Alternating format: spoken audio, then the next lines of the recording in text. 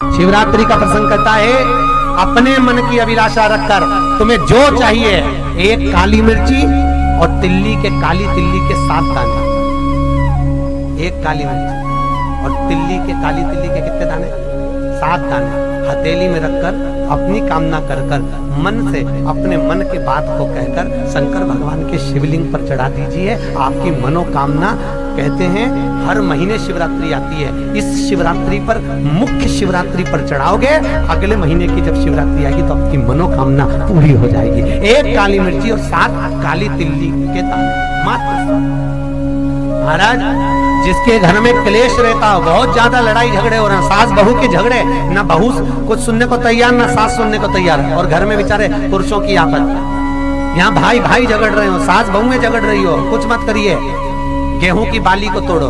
गेहूं की बाली जानते ना, जिसमें आप तो गेहूं की बाली को तोड़ना है, और बाली 7 बाली तोड़कर अपने घर में घुमाकर अपने घर का नाम और गोत्र बोलकर उसको शंकर को समर्पित कर दीजिए। जिंदगी में कभी सास बहू का झगड़ा नहीं होगा। शिवरात्रि के दिन उसको समर्पित करिए, आपके घर में कभी क्लेश नहीं होगा। और शिवरात्रि के दिन रात्रि को 12 बजे शंकर भगवान पर एक धतूरा चढ़ा दो। क्या चढ़ाना है? जम के बोलिए, धतूरा। शंकर भगवान को धतूरा चढ़ा, 12 बजे रात्रि को शिव जी पे धतूरा चढ़ाओ।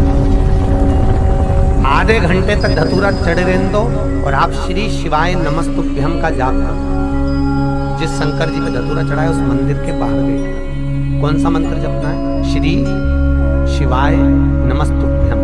फिर से बोलो, श्री शिवाय नमस्तुभ्यम। धतूरा चढ़ाकर श्री शिवाय नमस्तुभ्यम का स्मरण करिए। और जो दुकान नहीं चलती हो, घर में लक्ष्मी नहीं टिकती हो, खेत में फसल अच्छी नहीं आती हो, संपदा नहीं आ रही हो, बस उस धतूरे को लाल वस्त्र में बांधकर अपनी दुकान में, अपने व्यापार में, अपने घर में रात को 12:30 बजे उठाकर लाओ, और 4 बजे के पहले उसको अपनी दुकान, व्यापार, व्यवसाय में उसको बांध दीजिए। और अगर जो जमीन फसल सही नहीं दे रही हो, वो जमीन में ले जाकर गाड़ दीजिए। आपको जीवन में कभी तकलीफ नहीं भोगना पड़ेगी, लक्ष्मी बढ़ती चली जाएगी, संपदा बढ़ेगी। जो व्यक्ति ज्यादा बीमार रहता हो, बहुत बीमारी उसको घेरे रहती हो, परेशान रह रहा हो, बीमारी बनी हुई है, तो बोर चढ़ाइए। बेर, क्या बोलते हैं यहाँ पर? बेर की बोर, वो खाने वाला बेर जो होता है, उस बेर को 7 बेर ले लो, और 7 बेर को लेकर अपने ऊपर से घुमाकर शिवरात्रि की दोपहर के 12 बजे शंकर भगवान के शिवलिंग पर ले जाकर उस बेर को चढ़ा दीजिए। आपका रोग, आपकी बीमारी मात्र 3 महीने के अंदर समाप्त हो जाए। शिवरात्रि के दिन बेर चढ़ाने का बड़ा महत्व है। और शिवरात्रि पर चढ़ा हुआ वो बेर उठाकर ले आइए, और उस बेर को उठाकर रख लीजिए। मान लो किसी को उदर से जुड़ी हुई जब तकलीफ रहती है, पेट से जुड़ी हुई तकलीफ रहती है, पेट से जुड़ी हुई कोई भी प्रॉब्लम, अगर पेट से जुड़ा हुआ कोई भी रोग आपको लग गया और डॉक्टर की दवाई चल रही है, सारी औषधि चल रही है, जो शिवरात्रि पर आपने बेर चढ़ाया है, वो बेर अगर आपके यहाँ रखा हुआ है, वो बेर उस रोग वाले व्यक्ति को खिला दीजिए। आधे घंटे के अंदर पेट का दर्द, पेट की तकलीफ, पेट का कैसा भी रोग होगा, एकदम आराम लग जाएगा। उस बेर में इतना दम, इतना प्रबल आ जाती है शंकर को, जो शिवरात्रि के दिन बेर चढ़ाएगा। वो केवल शिवरात्रि के दिन करने का होता है। कहते हैं जिसका व्यापार ना चले, व्यवसाय ना चल रहा हो, बहुत ज्यादा कष्ट में जीवन निकल रहा हो, और बहुत ही ज्यादा तकलीफ हो रही हो, तो धतूरे को हल्दी में डुबोकर शंकर भगवान को शिवरात्रि के दिन रात को 12 बजे समर्पित करें।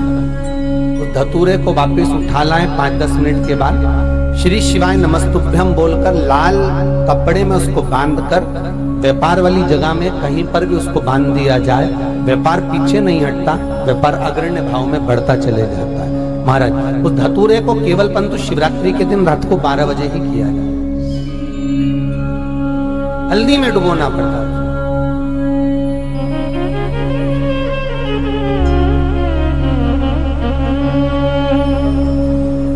यही प्रमाण एक क्रम में और है महाराज। लिंग पुराण कहती है, मान लो किसी व्यक्ति को कोई एक भारी बीमारी हो गई, बड़ा रोग हो गया, और वो रोग डॉक्टर कह रहा है कि ये ठीक नहीं होना है, बहुत तकलीफ उसमें है और कष्ट ही कष्ट है, वो ठीक नहीं हो रहा, दवाइयाँ लग रही, गोलियां खा रहे हैं, तो महाराज उसका भी वर्णन है। 7 धतूरे, कितने धतूरे लेना है? 7 धतूरे। कोई सी भी शिवरात्रि से मतलब महीने में एक बार शिवरात्रि आती है, प्रत्येक महीने आती है। किसी भी शिवरात्रि के दिन 7 धतूरे लेकर, एक धतूरे में मौली, लच्छा, नाड़ा लपेटकर, चंद्रमौली भगवान का स्मरण कर उस मौली को लपेटकर 6 धतूरे में हल्दी लगाकर शंकर भगवान की जो जलाधारी है, जलाधारी में आपको पहले भी वर्णन किया है, शंकर भगवान का ये शिवलिंग है, ये जलाधारी है, ये भगवान का जल निकलने का स्त्रोत, चरणारविंद का भाव।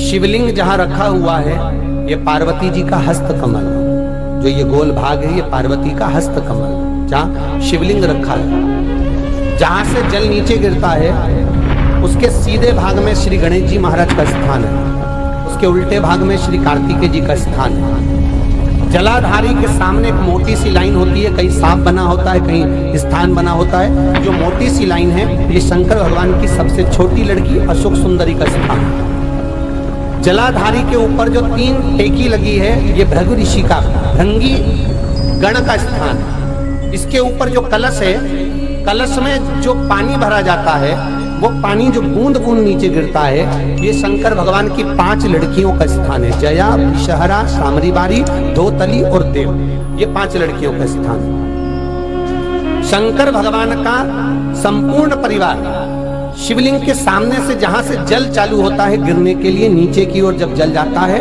उस स्थान पर भगवान शंकर के सारे गणों का स्थान है। फिर जब जल बहकर सामने की ओर जाता है, जितनी दूर तक जल जाता है उतनी दूर तक भगवान शंकर के उस जल भाग को ग्रहण करने के लिए 33 कोटि देवताओं का स्थान है। इसलिए उस जल को हम लांघते नहीं है, क्योंकि वहां 33 कोटि देवता विराजमान रहते हैं महाराज। तो जो बीमारी डॉक्टर ने बता दी और बहुत बड़ा रोग हो गया और शरीर में कष्ट है, ठीक नहीं हो रहा, चाहे लीवर से जुड़ा हो, चाहे किडनी से जुड़ा हो, चाहे कैंसर से जुड़ा हो, और मान लो शरीर में कहीं गांठ भी हो गई है और वो मिटी नहीं रही हो, तो महाराज निवेदन है 7 धतूरे, एक धतूरे पर मौली लपेटकर वो शंकर जी के शिवलिंग के ऊपर चढ़ाना। 6 धतूरे, उसमें से एक धतूरा भगवान श्री गणेश जी का स्थान, दूसरा धतूरा श्री कार्तिकेय जी का स्थान, तीसरा धतूरा अशोक सुंदरी का स्थान। महाराज शंकर भगवान की जगदम्बा जी के हस्त कमल के ऊपर एक धतूरा। अच्छा, एक धतूरा जहां से जल नीचे की ओर बहकर जा रहा हो, पानी जिस जगह से नीचे गिर रहा हो बिल्कुल वहीं पर एक धतूरा चढ़ा देना है। उस धतूरे को चढ़ाने के बाद वो धतूरा वापस लेकर आना है। अवधूतेश्वर महादेव का नाम लेकर या चंपेश्वर महादेव का नाम लेकर उस धतूरे को, जो बीमार व्यक्ति है उसका स्पर्श कराकर बेलपत्री के पेड़ के नीचे पटकवा देना है महाराज। धीरे धीरे रोग में आराम मिलना प्रारंभ हो जाता है, औषधियां धीरे धीरे समाप्त हो जाती हैं और व्यक्ति स्वस्थ हो जाता है। ये केवल शिवरात्रि के दिन ही होता, 12 महीने शिवरात्रि आती है, आप किसी भी शिवरात्रि को कर सकते हो, किसी भी शिवरात्रि।